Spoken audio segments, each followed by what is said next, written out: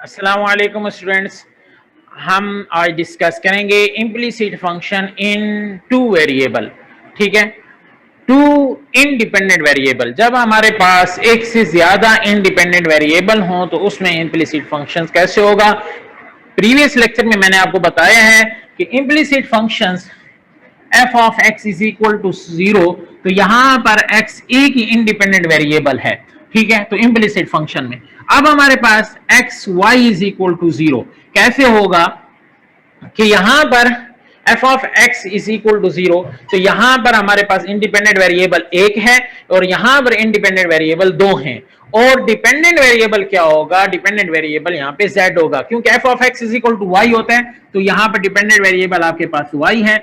और f of x Y is equal to z होता है, यहां पर डिपेंडेंट वेरिएबल आपके पास z है।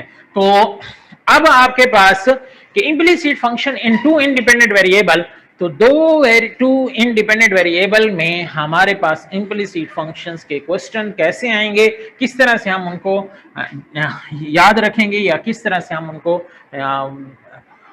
शो कर सकेंगे या किस तरह से हम उनको राइट करेंगे। देखें, हमारे पास आ जाएगा x square plus Y square plus z square plus x y z is equal to 0। ये मेरे पास मैंने एक प्रॉब्लम लिखा है, इसमें हमारे पास x भी इंडिपेंडेंट वेरिएबल है, y भी इंडिपेंडेंट वेरिएबल है और z हमारे पास डिपेंडेंट वेरिएबल है। और ये फंक्शंस इम्प्लिसिट फंक्शंस है। इम्प्लिसिट फंक्शंस क्यों है? क्योंकि इसके अंदर डिपेंडेंट और इंडिपेंडेंट वेरिएबल आपस में मिक्सअप में एक ही साइड पर दोनों आपके पास आए हुए हैं। अगर डिपेंडेंट वेरिएबल और इंडिपेंडेंट वेरिएबल अलग अलग हो तो हमारे पास फंक्शंस क्या होता है, एक्सप्लिसिट फंक्शंस होता है। ठीक है, अब इसी दो वेरिएबल, दो इंडिपेंडेंट वेरिएबल के अंदर मैं एक्सप्लिसिट फंक्शन लिखता हूं ताकि आपको समझ आ जाए कि दो इंडिपेंडेंट वेरिएबल में एक्सप्लिसिट फंक्शंस कैसे होगा। उसको हम मल्टी वेरिएबल फंक्शंस भी बोलते हैं। वो आपके पास होगा x square y square plus 2 x y, या इसको मैं लिख लूंगा एफ ऑफ एक्स वाई, और या फिर मैं लिखूंगा Z, z is equal to X square plus Y square plus 2xy, या फिर मैं लिखूंगा F of x Y is equal to X square plus Y square plus 2xy। तो यहां पर देखें, यहां पर x और y दोनों इंडिपेंडेंट वेरिएबल हैं एक साइड पे और डिपेंडेंट वेरिएबल z है, या f of x Y is equal to z होता है। ठीक है, f of x Y is equal to z होता है, तो जेड डिपेंडेंट वेरिएबल है, ये एक साइड पे है, तो ये जो फंक्शन है आपके पास क्या हो जाएगा, एक्सप्लिसिट फंक्शन हो जाएगा। ये आपके पास है एक्सप्लिसिट फंक्शंस। ठीक हो गया। तो इम्प्लिसिट फंक्शन इसी तरह से दो इंडिपेंडेंट वेरिएबल के साथ वो ये है कि जो इक्वल टू 0 आ जाए और डिपेंडेंट और इंडिपेंडेंट आपस में मिक्सअप हो। और इंडिपेंडेंट वेरिएबल यहां पर दो हैं, वो आपके पास क्या है, x and y, x and y, और इंडिपेंडेंट वेरिएबल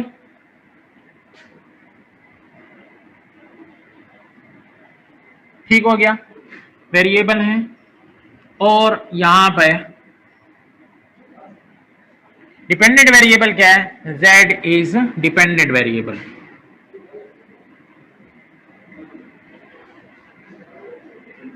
तो ये आपके पास यहां पर देखें वाज़े है कि हम इसको differentiate with respect to x भी कर सकते हैं और इसी फंक्शंस को हम differentiate with respect to y भी कर सकते हैं।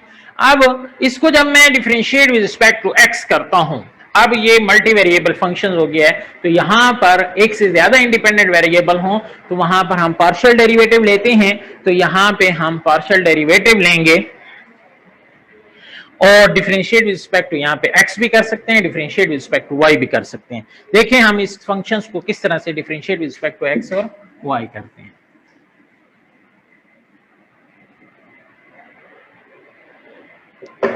तो जब मैं इसको differentiate with respect to x करूंगा तो मेरे पास आएगा partial z over partial x।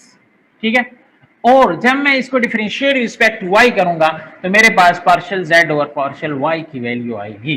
ठीक है, फंक्शंस क्या है, फंक्शन में लिखता हूं x square plus Y square plus z square plus x y z is equal to 0। अब मैं यहां पे लिखता हूं differentiate with respect to x, with respect to x, क्योंकि x इंडिपेंडेंट वेरिएबल है। विद रिस्पेक्ट टू y भी कर सकता हूं क्योंकि y इंडिपेंडेंट वेरिएबल है। तो यहां पे differentiate with respect to x, तो ये आपके पास आएगा 2x। y को with respect to x differentiate अब करूंगा तो यहां पर मैंने 0 लिखना है। क्यों? यहां पर y कांस्टेंट है, इसलिए कि y इंडिपेंडेंट वेरिएबल है। जब हम एक इंडिपेंडेंट वेरिएबल के साथ डिफरेंशिएट करते हैं तो दूसरा independent variable as a constant रहता है। तो यहां पर दो इंडिपेंडेंट वेरिएबल हैं, एक आपके पास x है और दूसरा y है। जब आप x के साथ इसको डिफरेंशिएट कर रहे हैं तो y as a constant consider करेंगे, और प्रीवियस में हमारे पास y डिपेंडेंट था, इसलिए हमने उस प्रीवियस लेक्चर में उसको कांस्टेंट कंसीडर नहीं किया था।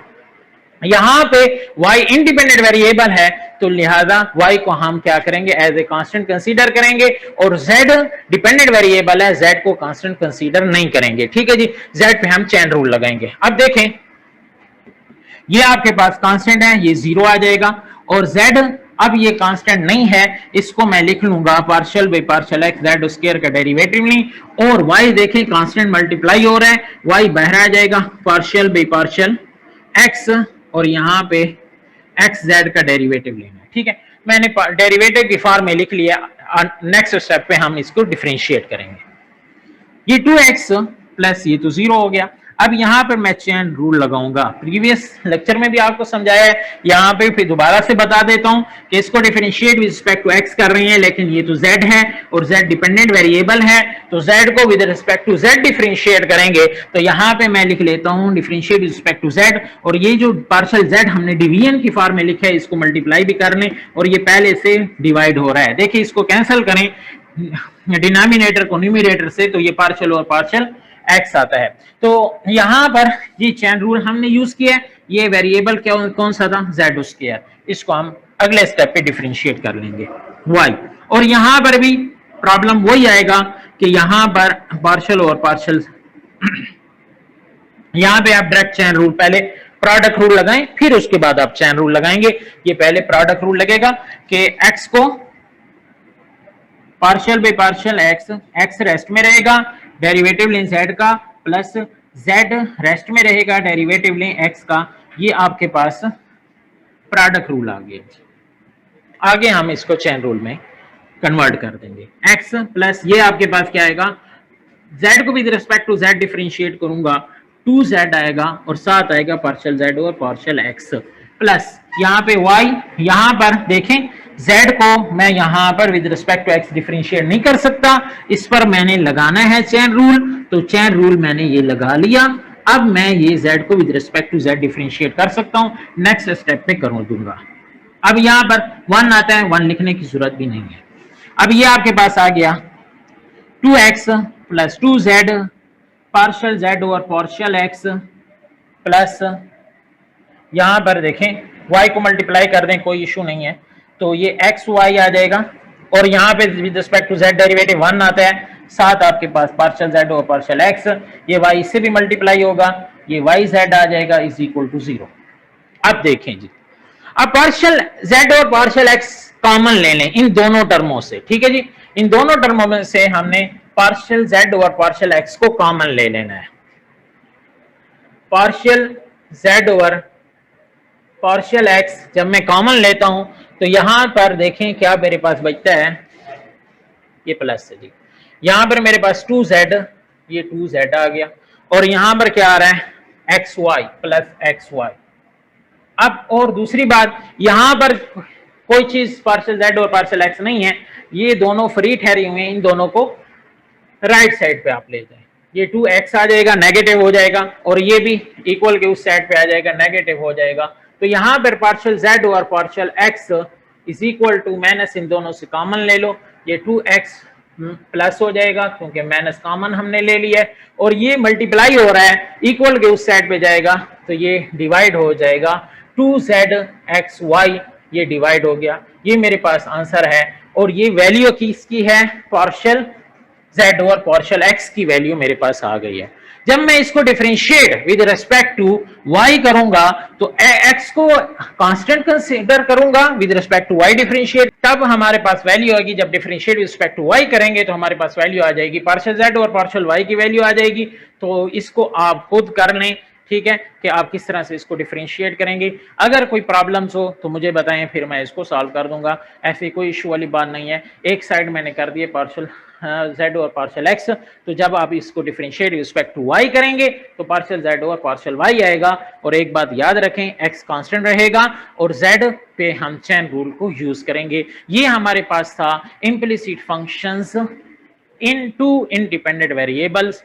ठीक है जी, तो इंशाल्लाह नेक्स्ट लेक्चर पे हम नया टॉपिक डिस्कस करेंगे, इंटीग्रेशंस ऑफ द मल्टीवेरिएबल।